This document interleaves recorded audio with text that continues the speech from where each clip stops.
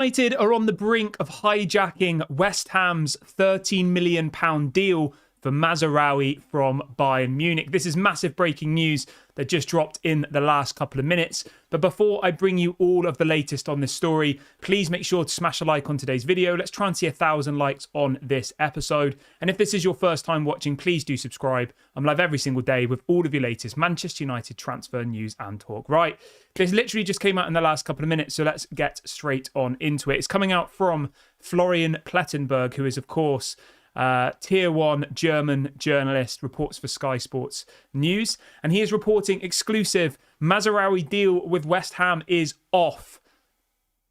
Crazy. He goes on to say that no agreement on agent side was reached, despite the agreement between Bayern Munich and West Ham on a deal worth £13 million. And it says that West Ham have now officially left negotiations. It goes on to say that Manchester United are now pushing to sign Mazraoui, and it is at an advanced stage. So Mazraoui to Manchester United looks like it will be a here we go very, very soon. How do you feel about that? Let me know in the comment section. Are you happy with the signing of Mazraoui from Bayern Munich for £13 million plus add-ons? Let me know. Get your comments in right now. He's 26 years of age. Obviously, he can play at right back and left back, and he can play as a CDM, which ticks a lot of boxes. I think 13 million is an absolute bargain, to be honest. Really, really good deal. He played quite a lot of football last season for Bayern Munich. Obviously, he was at Ajax previously when Erik ten Hag was the manager, so he does have the experience of playing in an Erik ten Hag style team. Obviously, there was some murmurs a couple of days ago that Manchester United wanted to try and unlock Antony, which I thought was quite funny. And they thought that by bringing in Mazraoui, that would unlock Antony's potential, because obviously Antony and Mazraoui played together at Ajax before they obviously left to their respective clubs. But last season, he managed 29 appearances in all competitions. There are some murmurs that people say, oh, he's injury prone. And that is obviously something that we need to look at and something we need to discuss. So across the last few years, let's go through it. So last season, he missed 19 games with injury. The season before that, 12. The season before that, 11. And then the season before that, 31. So I think it is probably safe to say that injuries are a concern with Mazraoui. I think quality-wise, he is really, really good. And he's definitely somebody that I think would be an amazing backup to Diego Dalot. I personally think that he probably is a better option than Dumfries. As much as I like Dumfries, I think Mazraoui is a much better profile for what we need. And with him being a backup, I don't think it's a massive problem, the injuries. And obviously with him being able to play at left back as well, and him being able to play as central defensive midfielder, he gives us three options, effectively. You know, right back, left back, and CDM. So that ticks a massive box for Manchester United, because we're obviously crying out for a left back, because we've got Luke Shaw and Malacia, who are both injured at the moment. And we need some options in that area. Now, I know some people are going to say, why are we signing an injury-prone player? But let's be honest, right? We're getting a player for £13 million who is definitely worth a lot more than £13 million, I think. He's not on big wages, so that's not going to be a problem. Like, if Mazraoui didn't have injury issues, how much would he be worth? I would say 30 to 40 million. He's got 2 years left of his deal. I would say 30, 40 million. But obviously his injury record, I think, has probably brought his price down. So I think his price, this £13 million price, reflects his previous injury record. And we just have to hope that it was a blip in his career and next season he's all right. But the fact that he's a backup to Dalot probably means that it's not a massive issue, you know? Whereas I think at Bayern Munich, they were playing him quite regularly and they relied on him a lot more.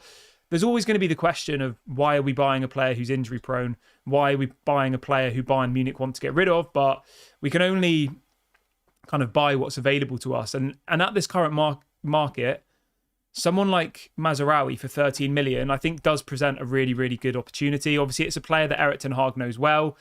Some people are going to say that, you know, we're signing too many ex-Erik ten Hag players, but I don't really care, to be honest. I think, you know, if we want to trust Erik ten Hag and we want to believe in his project, we need to give him the players he wants. And if he wants Mazraoui, then fine, go and do it. This does probably mean that West Ham are going to go in for Wan-Bissaka, though, just to be clear. So how this story all came about, right? West Ham wanted Wan-Bissaka. Wan-Bissaka apparently said he didn't want to go. So West Ham then went after Mazraoui. So Mazraoui to West Ham is over. Not going to happen. And now it looks like West Ham are going to come back in for Aaron Wan-Bissaka. Is Wan-Bissaka better than Mazraoui? That's a good question. Let me know your thoughts. Like, would you be happy with Mazraoui being Wan-Bissaka's replacement? That's a hard one. I think Mazraoui is a better player, but obviously his injuries do leave me a little bit concerned. So yeah, let me know in the comment section. Would you be happy if Mazraoui replaced Wan-Bissaka? Because that's effectively what's going to happen. Wan-Bissaka is going to leave.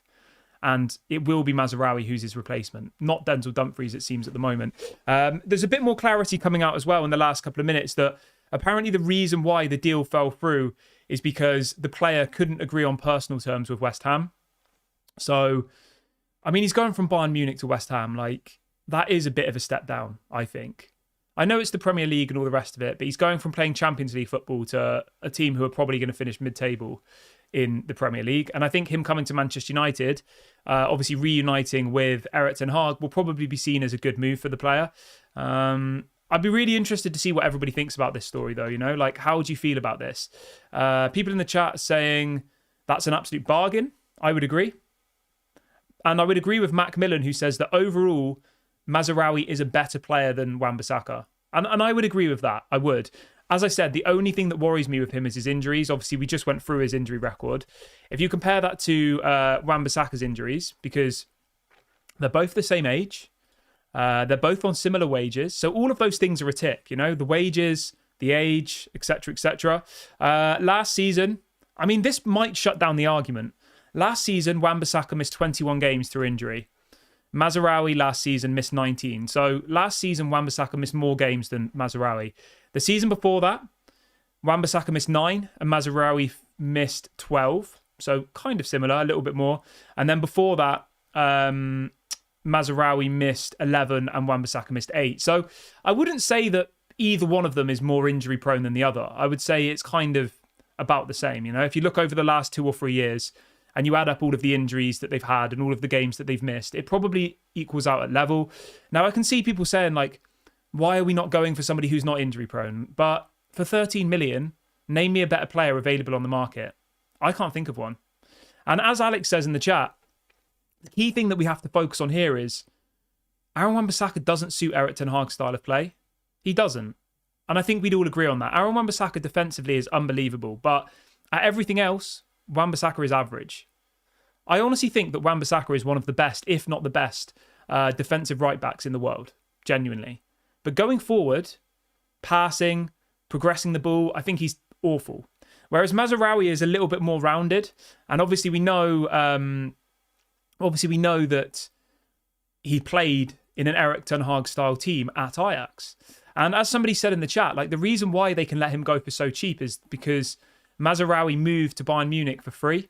They didn't pay a transfer fee for him. So when you look at it like that, £13 million for Bayern Munich, when they've paid nothing for him in transfer fees, is still good. That would be 100% profit for them. So it does make sense. I'm happy with this. I think he's a better option than Dumfries. I do like Dumfries, but I think, Mazraoui would be a very, very good option here. And Sky Sports have just confirmed in the last couple of minutes as well that apparently Manchester United are in talks over a deal for Mazraoui. The deal with West Ham is off. So this is being widely reported now. We've obviously had it from Bayern Munich. We've had it from Sky Sports. We've also got it from another journalist here who said that Mazraoui has rejected West Ham. He doesn't want to move there and he wants to move to Manchester United. So we've got a player here who is desperately crying for Manchester United, and it looks like he will get his move. The West Ham deal is off.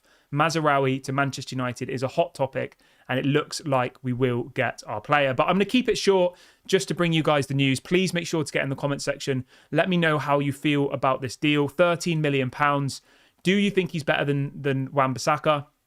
Are you happy with this signing? Let me know your thoughts in the comment section below. I'm going to wrap the video up here. This has been Daily Red Devil. Please make sure to smash a like on the video before you go. Subscribe to the channel if you are new. I'll be back later. Thanks for watching, and I'll see you on the next one. Bye for now.